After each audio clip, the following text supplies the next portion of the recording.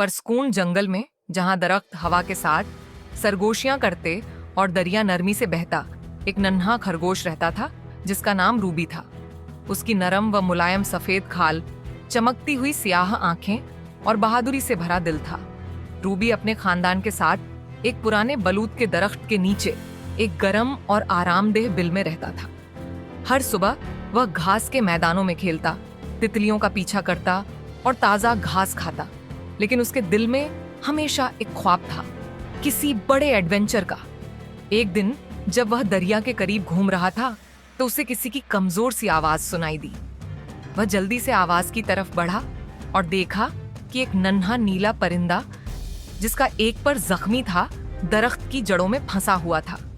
घबराओ मत, मैं तुम्हारी मदद करूंगा, रूबी ने नरमी से कहा।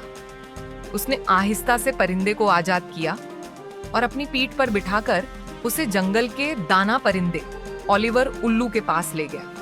ओलिवर ने गौर से परिंदे के पर का मुआयना किया और कहा, यह चंद दिनों में ठीक हो जाएगा, लेकिन इसे किसी की देखभाल की जरूरत है।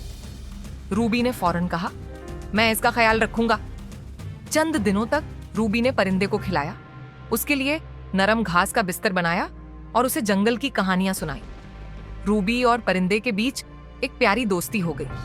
परिंदा उसे अपने आसमान के सफर की कहानियां सुनाता और रूबी उसे अपने जंगल की मजेदार बातें बताता। जल्द ही परिंदा दोबारा उड़ने के काबिल हो गया। जब वह पर फैलाने लगा तो चहचहाया, शुक्रिया रूबी, तुम सबसे बहादुर खरगोश हो। फिर वह नीले आसमान में ऊंचा उड़ गया और रूबी खुशी से उसे देखता रहा।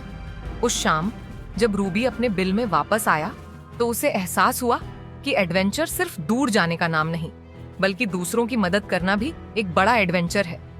अब जंगल में सभी जानवर रूबी को नन्हा बहादुर खरगोश कहने लगे। उसने सीखा कि सच्ची बहादुरी सिर्फ अपने लिए कुछ करना नहीं, बल्कि दूसरों की मदद करना भी होती है। और इस तरह रूबी की कहानी जंगल में हमेशा सुनाई जाने लगी।